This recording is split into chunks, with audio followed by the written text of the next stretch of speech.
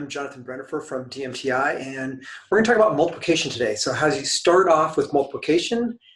Typically around second grade. And we want to start with skip counting, but we want to be able to build a model so that kids have that imprinted in their brain so that they can really begin that process of not counting by ones to get to a number, but really focusing on skip counting. So let's focus on threes right now. So we're going to use a number line.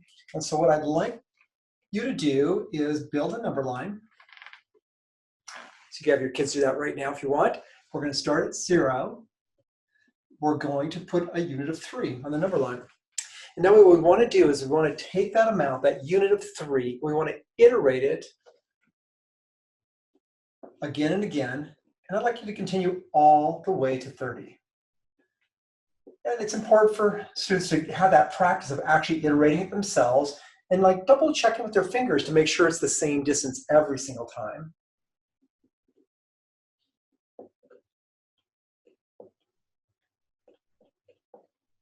And then that number line is going to continue there. So now that we have 10 threes, now the next section is really trying to focus on looking for patterns. So asking the kids, what patterns might you see? So one question that we could look at is, see if we see a pattern yet with the ones digit. The ones and tens digit is always important. And here, if we look at the ones, it goes 0, 3, 6, 9, 2, 5, 8,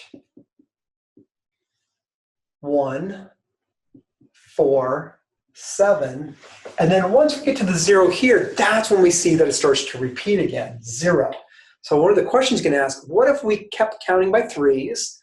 Would this be the ones digit? So 30, 33, 36, 39, now in the 40s, 42, 45, 48.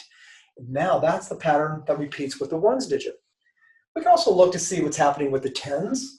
If we had tens, it'd be 0 in these. And there's a 0, 0, 0, 0. There's 4 zeros in the tens. Then there's a 1, 1, 1 in the tens. There's 2 tens, 2 tens, 2 tens. So then the question is, what do you think is going to happen now with the 30s? So because we're back with the 0, the 3, the 6, and the 9 that all fit within the 10, there's going to be 4 tens with the 3 tens. Then we're going to go back to the 40s, the 50s. Then we're back to the 60s. So here, the 0, and then we have the 30s, the 40s, the 50s. Then here we're going to be at 60s, 70s, 80s, the 90s, the 100s, the 110s, and 120, and so on and so on. So you can see that'd be 120, 123, 126, and 129. Have kids count out, check it out, see if that works.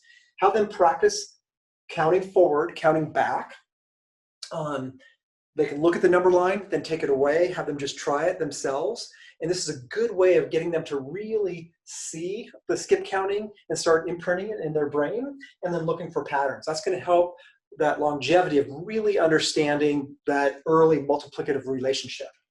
One last pattern to look at is, what else can we see? And here we could also say, oh, look, there's a 6 here. Every 2 threes is always a difference of 6.